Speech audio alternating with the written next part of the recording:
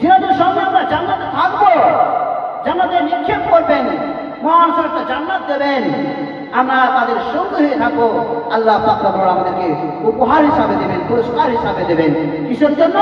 মহান রব্বুল আলামিনের এবং তিনার নবী, তিনার রাসূলের যদি আমরা আনুগত্য করি, আল্লাহ এবং আল্লাহ রাসূলের যদি আমরা আনুগত্য পোষণ করি, যদি আমরা তিনার হুকুম এবং তিনার রাসূলের হুকুম যদি আমরা মেনে চলি, তাহলে আমাদের জন্য এত সুন্দর পুরস্কার রয়েছে, এত সুন্দর উপহার রয়েছে।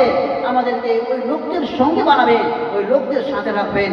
আল্লাহ পাক রব্বুল আলামিন শুনুন, আল্লাহ পাক রব্বুল আলামিন বলেন, মিনান নাবিয়িনা والصديقين والشهداء والصالحين وحسن أولئك رفيقا।